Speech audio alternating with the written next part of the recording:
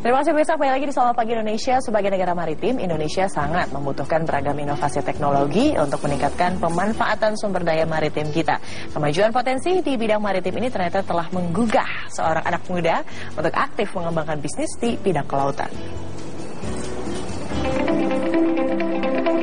Dunia maritim tak hanya milik orang tua. Kesuksesan juga bisa diraih sejak usia belia. Adi Lington Simanulangkit berhasil membuktikan semua itu. Di usianya yang masih terbilang muda, Adi mampu menciptakan teknologi kapal plat datar yang bermanfaat bagi masyarakat. Di bawah bendera PT Juragan Kapal, Adi membangun bisnisnya dengan hanya bermodal 9 juta rupiah. Kapal plat datar ini dirancang sebagai kapal berkecepatan rendah dengan volume angkut yang tinggi. Biasanya kapal jenis ini banyak dibentuk menjadi kapal tanker, namun Adi berhasil menciptakannya menjadi kapal yang berukuran lebih kecil sehingga produksinya lebih cepat dan murah. Dengan demikian, kapal ciptaannya ini dapat digunakan oleh para nelayan. Tak mudah puas menjadi prinsip hidup Adi. Berkat inovasi yang selalu dilakukannya pada kapal buatannya, Adi mampu meraih sejumlah penghargaan. Salah satunya, ia berhasil meraih juara 1 kompetisi Technopreneurship Pemuda 2012 yang diselenggarakan oleh Kementerian Riset dan Teknologi. Dari Jakarta, Tim Liputan Metro TV.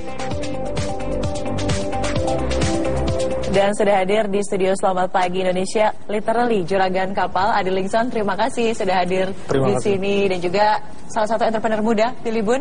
Dua entrepreneur muda di sini untuk memberikan kita inspirasi, karena semua orang akan jualan pada waktunya. Setujukah dengan pernyataan itu? Ini dua entrepreneur muda, dari Adi dulu deh. Setuju? Ya setuju, semua orang akan melakukan hal itu. Sebenarnya sudah melakukan juga, siapapun. Semuanya sudah melakukan juga. Tapi ini coba dong tolong di-inspired pemirsa Selamat Pagi Indonesia. Saat sekedar informasi, Adi ini pada usia 22 tahun bersama teman-temannya mendirikan sebuah kelompok dari tugas sekolah. Betul begitu? Iya, bernama Juragan Kapal, dan akhirnya dijadikan resmi PT sampai saat ini, membuat kapal-kapal untuk membantu para nelayan dengan modal awal 9 juta rupiah saja. Diceritakan dong, Adi. Iya, jadi sebenarnya ini kita diriin bareng teman-teman. Cuman waktu itu adalah inspirasinya karena memang ini berangkat dari satu tugas kuliah, tapi memang inovasi ini pertama kali dikenalkan oleh pembimbing kami. Jadi beliau adalah salah satu pengajar di UI juga, namanya Bapak Hadi Tresno Wibowo. Dan dari situ kami coba bikin satu prototipe pertama, Mbak. Nah, memang modalnya modal awal. Modal awal yang datang dari internal tim kita, nggak besar, cuman tadi disebutin 9 juta. Nah, modal awal ini kita gunain untuk bikin prototipe, sampai akhirnya prototipe selesai. Nah, kita mulai ada keberlanjutan di situ. Jadi kita ikut juga dibiayain oleh salah inkubator bisnis di UI, sampai kita dapat pendanaan lagi, dan itu kita teruskan. Sebagai penegasan saja, kamu ngambil jurusan apa di Teknik UI? Perkapalan di UI. Teknik perkapalan, ya udah jelas jadinya tukang bikin kapal, jadi Juragan Kapal. Oke, tugas akhir pada saat itu ada berapa orang yang terlibat? Kami di dalam tim ada 4 orang saat itu. Jadi, tapi nanti sebenarnya awal kami mulai bergerak di sini itu adalah setelah lulus. Jadi memang setelah lulus masih dengan 4 orang yang tadi? Dari 4 orang ini kami putuskan untuk ya udah deh, kita nggak usah ngelamar kerja kemana-mana, kita dedikasiin diri kita untuk terusin usaha ini gitu. Jadi di situ kita mulai bikin satu kelompok bisnis bersama dan jadi PT pada tahun 2014. 2 tahun yang lalu. Kan kalau kebanyakan baru lulus biasanya berlomba-lomba ya nggak sih, cari kerja di mana segala macam. Kok kamu begitu pede pada saat itu? Memang sudah paham nih, karena modal Indonesia adalah tadi kita sebutkan negara maritim, udah peka dari awal gitu, atau gimana nih? Sebenarnya ada satu value, Mbak, yang mau diaktualisasi gitu. Kalau ini bicara saya pribadi gitu.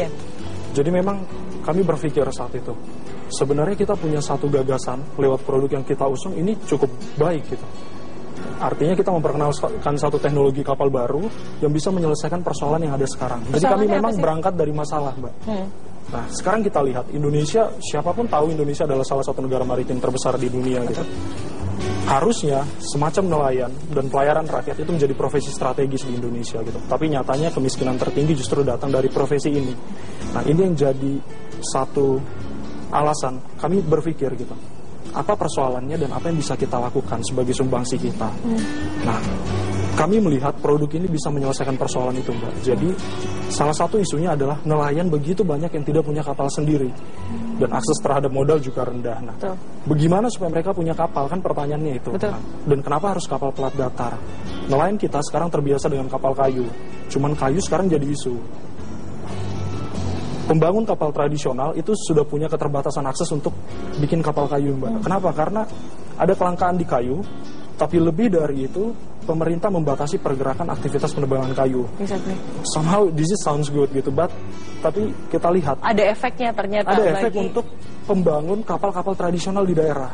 Contoh di Riau, ini ada literaturnya dalam bentuk jurnal, 3 dari 4 galangan tutup. Artinya kan perlu satu solusi baru yang tidak biasa-biasa aja untuk bisa nyelesain persoalan ini. Dan kamu peka untuk melihat masalah tersebut dan malah dijadikan sebagai peluang. Di sisi lain juga ada sosialnya begitu ya, membantu para nelayan yang selama ini tidak punya modal. Ngomong soal tidak punya modal nih, Bill. Dulu membangun pertama kali usaha dan memutuskan untuk menjadi pengusaha. Kita kan nggak semua kaya dari lahir ya. Banyak juga yang sangat sulit gitu untuk mengakses dana. Tadi juga disebutkan oleh Adi. Ini mengatasi barrier-barrier seperti aduh kayaknya nggak punya dana. Kan selalu Billy mengatakan harus dimulai dari diri sendiri. Lalu gimana kita cara memulai itu? Well, memang nggak ada cara apa yang instan atau jalan pintas ya untuk kalau mau jadi seorang pengusaha. Saya sendiri dulu berkarir di profesional dulu selama 9 tahun. Memang kalau sekarang saya ngomong ke teman-teman anak-anak muda juga bahwa kalau memang mau jadi entrepreneur nggak usah kasarnya nggak usah korporasi dulu gitu. Tapi apa yang saya lakukan waktu itu adalah build trust gitu ya, yang namanya image, trust, kredibilitas itu link juga ya, exactly, network dan seterusnya gitu. Karena kalau kita ngomongin modal ya ini salah satunya ya, bisa dapat pendanaan dari inkubator dari universitas. Dan kalau saya sekarang ini bilang ke teman-teman muda yang mau jadi entrepreneur, intinya we have to have a integrity dulu gitu dalam berkarir, dalam merintis bisnis. Dari awalnya juga orang-orang harus tahu dulu gitu bahwa kita tuh kalau bisnis sama kita tuh nggak bakal kita tikam dari belakang dan seterusnya. Jadi kalau kita udah tahu diri kita tahu passion kita tahu dream kita mau jadi apa, dan kalau kita punya integritas yang baik, network kita luas, nggak punya modal ya udah cari yang punya modal gitu. Simple as that sebenarnya. Cari yang punya modal. Tapi lucu deh, tadi Adi mengatakan ini kita lihat dari masalah dulu begitu kan, sebuah peluang tercipta dari masalah. Selama ini saya selalu melihat yang lagi tren apa ya, kira-kira yang bisa menghasilkan karena semua orang ikut mainstream begitu. Bagaimana caranya kita mengasah kepekaan untuk melihat bahwa hey, ada peluang loh di masalah ini, atau hey, bahkan against mainstream pun mungkin akan menimbulkan keuntungan yang bahkan lebih banyak daripada yang mainstream. Kalau menurut saya gini, kalau mau jadi pengusaha yang nomor satu kita harus tahu adalah passion kita dulu. Itu yang paling gampang ya, karena kalau kita yang membedakan adalah kalau kita berbisnis hanya melihat dari peluang. Yang namanya bisnis dari awal kita mau bikin bisnis plan sehebat apapun itu pasti ada yang miss. Ya, kalau kita cuma ngeliat dari tren, ketika kita lagi drop, kita akan kecenderungannya akan give up. Tapi kalau kita passionate, kita akan begitu lagi turun, kita selalu tanya ke diri sendiri, apa lagi yang bisa gue buat, kayak gitu. Jadi kita akan ngelewatin tembok-tembok yang kerikil-kerikil yang ada di depan kita. Nah, memang semua entrepreneur itu harus tercipta ketika mereka memiliki keinginan untuk menyelesaikan sebuah masalah. Gitu. Ya, jadi nggak ada tuh yang entrepreneurs atau mungkin menjadi kunci sukses untuk gagalnya entrepreneur adalah kalau ikut-ikutan tren. Gitu. Nah, kalau untuk mengasahnya gimana melihat peluang, sebaiknya gini, di dunia tuh masalah banyak banget. Kenapa nggak kita memilih masalah yang kita mau selesaikan yang sesuai dengan apa yang kita cintai? Karena sesuai dengan passion. Jadi bagi Anda pemirsa yang passionnya sekarang Pokemon Go, pikir deh tuh ya, kira-kira apa solusi yang bisa diciptakan dan juga peluang untuk menjadi young entrepreneur seperti kalian. Balik lagi nih ke Adi. Jadi tadi juga kita mention mengenai social entrepreneurship gitu kan. Melihat tadi kenyataan bahwa nelayan di kita kok sedih banget ya, pada nggak punya kapal datar, semuanya menggunakan kayu. Pernah nggak sih digandeng sama Bu Susi? Ibu Susi mungkin sedang menyaksikan Selamat Pagi Indonesia. Ibu Susi apa kabar? Menggandeng Adi, bikinin deh buat nelayan nih gini. Program pemerintah seperti ini, anggarannya seperti ini sudah ada belum? Kalau sekarang kita udah jajakin, Mbak. Jadi artinya kami juga berjuang ke sana karena kami melihat di sini ada satu peran strategis yang bisa dipegang oleh pemerintah. Kami tidak menjual ke mereka gitu, tapi mari dong Pak gitu. Ini kita punya satu produk yang sebenarnya secara benefit kita bisa lihat gitu, karena produk kita juga confidence bicara di sini karena memang produk kita udah dipakai di nelayan gitu. Ayo dong kita join bareng-bareng untuk realisasiin kapal ini. Nah, tapi saya mention dulu Mbak, sebenarnya kapal ini tuh apa sih pembeda utamanya dengan kapal-kapal baja yang sekarang deh paling enggak gitu. Kapal ini punya kelebihan di teknologi konstruksi kapalnya, karena kita meniadakan satu fase di produksi kapal baja, itu yang kita kenal dengan bending proses, Mbak. Bending proses itu adalah? Proses pelengkungan pelat, yang ternyata di industrinya ini adalah satu proses yang investasi alatnya paling mahal, dan waktu pengerjaan dan biaya produksinya juga termasuk paling tinggi. Jadi ketika ini kita cut, kita bisa efisiensi dengan segitu besarnya. Makanya sebutannya kapal datar tadi. Betul, kapal datar karena pelat-pelatnya datar. Nah, terus di sini juga ada keterkaitan dengan bagaimana industri banyak terlibat. Baja kita itu adalah baja lokal. Yes. Nah, termasuk kayu juga lokal memang, tapi kan tadi sudah terbatas, tidak sustain, ada scarcity di situ, kelangkaan. Nah, kami melihat Mbak, pemerintah punya satu potensi, dia punya peran hebat. Sekarang di bawah Bu Susi, untuk menunjang program poros maritim dunianya Pak Jokowi, mereka bikin satu program bantuan 3.500 kapal untuk nelayan. 3.500 kapal untuk nelayan, nggak kecil Mbak. Nah, cuman kami melihat di sini kenapa kapalnya cuman fiber. Kenapa ya? Tapi jawabannya boleh nggak dijawabnya nanti selepas jeda pariwara berikut biar pada penasaran. Dan pemirsa, untuk menemukan jawabannya tetaplah bersama kami di Selamat Pagi Indonesia. Pakai Fai.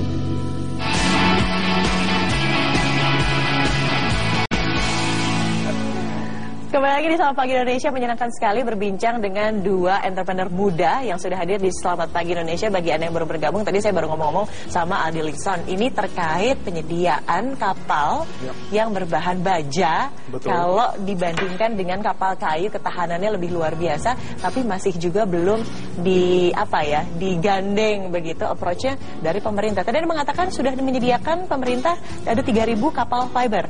3.540. Lalu? Persisnya. Ya, memang tantangan kami adalah produk ini adalah produk pertama di Indonesia. Jadi memang baru diperkenalkan. Artinya butuh usaha lebih untuk bisa memperkenalkan produk ini termasuk ke pemerintah supaya mereka aware bahwa ada satu produk baru.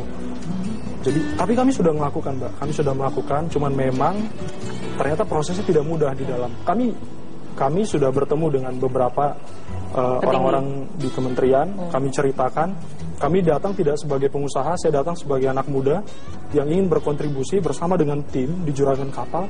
Kita punya satu produk, kenapa tidak dinasionalkan? Dalam arti bukan dapat cap nasional, tapi produk ini bisa diaplikasikan secara nasional. Nah, tapi memang kita belum dapat kesempatan itu. Nah, kami datang ketika itu minta, gini deh, kalau misalkan produk ini ingin diuji, tidak lagi di atas kertas. Kita bikin ini jadi satu momentum untuk membandingkan kapal ini dengan, kasih dong kita volume untuk bikin dari 3.500, kasih kita berapa unit. Nggak usah gede-gede, 5%. Terlalu gede, kasih cukup 10 unit. Kita minta feedback dari usernya, karena kapal ini untuk nelayan. Jadi ada satu pendekatan yang lebih real gitu. Kalau kami hanya terus di sini berdebat di atas kertas dan lain, kita tidak akan bergerak. Ini tidak akan jadi. Padahal momentumnya bagus gitu. Ini anak muda yang ingin kontribusi konkret ya, bukan hanya menimbang begitu kan, tapi tidak pernah memutuskan. Mili, ini problem nih. Kalau dari segi trust sudah terpercaya dengan latar belakang pendidikan yang juga memang mumpuni, lalu juga didukung sudah sama universitasnya juga. Didukung sama universitasnya juga, ingin berkontribusi untuk bangsa. Masih aja ada barriernya. Ini kan kalau semangat naik turun begitu kan, di sisi lain sudah ada sisi entrepreneurnya sudah pasti begitu. Ada juga loh sisi sosialnya, ini naik turun untuk menghadapi barrier yang katakanlah dipersulit dalam tanda kutip. Gimana sih, Bill? Ya balik-balik lagi, kita belum nanya nih passionnya apa, tapi kalau saya ngeliat dia ngambil jurusan yang udah teknik perkapalan, kayaknya udah jelas. Kayaknya udah punya ketertarikan ke situ. Nah, itu yang seringkali ngebedain para pengusaha. Kalau dia nggak punya ketertarikan atau interest atau passion ke perkapalan, saya rasa dia udah give up kali, gitu loh. Dia mau tembus ini nggak bisa, dia tembus ini nggak bisa, dia ajak kerjasama ini nggak mau dan seterusnya. Mungkin udah ditinggal. Nah, tapi karena mungkin dia punya passion dan kemudian dia bisa melihat peluang bahwa banyak banget loh nelayan di Indonesia yang bisa saya bantu gitu. Makanya dia terus jalan. Nah, ngomongin bisnis di Indonesia memang unfortunately that's the reality gitu, bahwa kadang-kadang saya juga dengan beberapa bisnis saya pengen banget gitu loh bisa bantuin seluruh masyarakat Indonesia, karena balik lagi pengusaha itu kan menyelesaikan masalah kan. Nah, kalau zaman dulu tuh biasa ya, sebelum kabinetnya Pak Jokowi, saya cuek aja gitu. Saya sama teman-teman pengusaha pada bilang, udahlah kita jalan aja lah, bodo amat pemerintah mau ngapain gitu ya. Makanya krisis 2008 Indonesia nggak kena krisis pun kita teman pengusaha bilang iya, karena ya terserah deh pemerintah mau ngapain, kita jalan terus aja gitu. Indonesia kebetulan konsumtif negaranya. Nah tapi semakin kesini ngelihat kabinetnya semakin baik juga sebenarnya ya.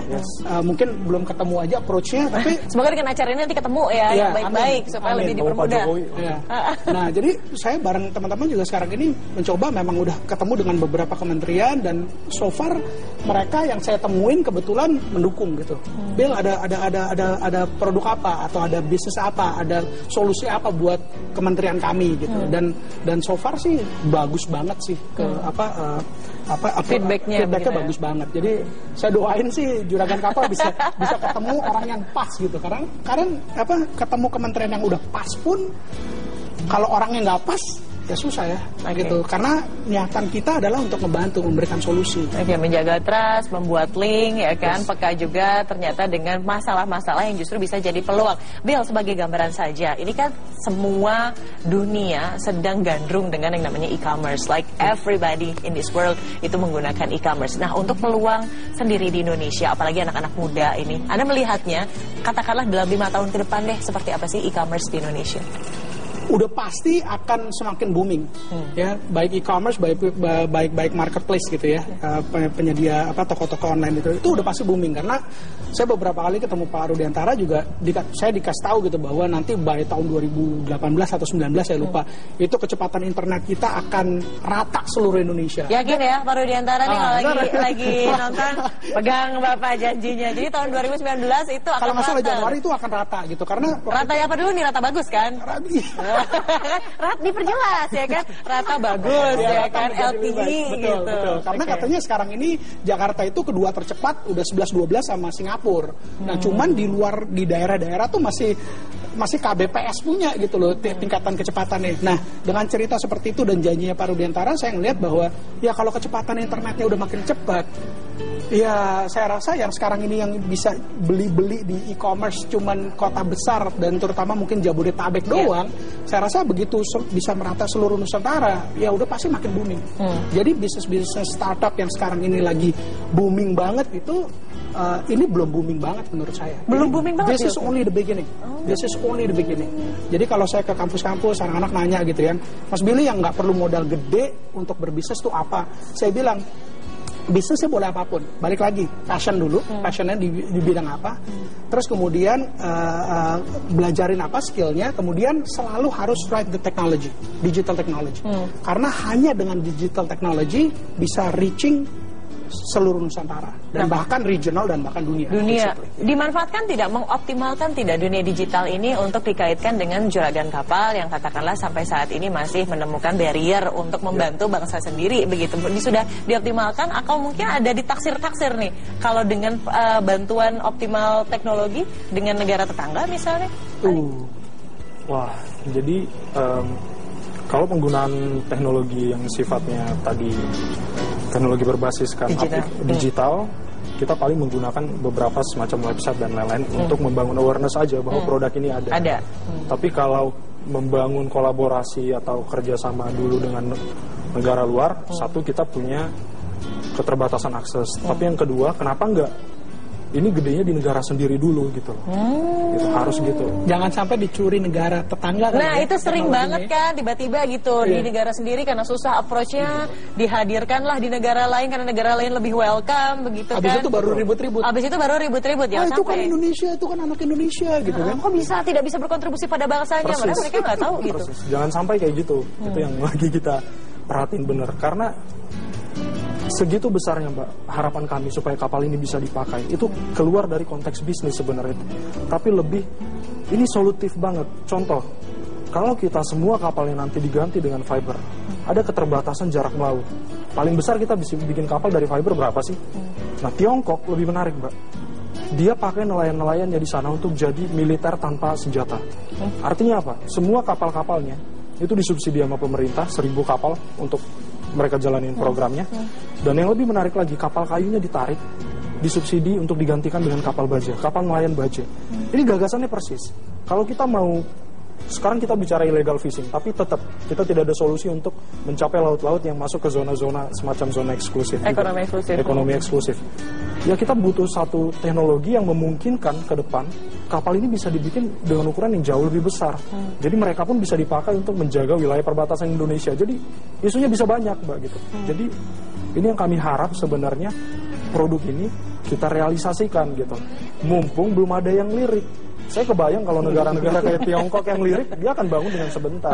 Deadline-nya kapan nih? Deadline-nya kapan? Oke, berarti kan intinya harus ada target, katakanlah meng-approach di akhir tahun ini, katakanlah di tahun 2016, supaya salah satunya dengan bantuan ini, begitu kan, disosialisasikan. Perindustrian bantu kami, Mbak. Okay. Perindustrian bantu.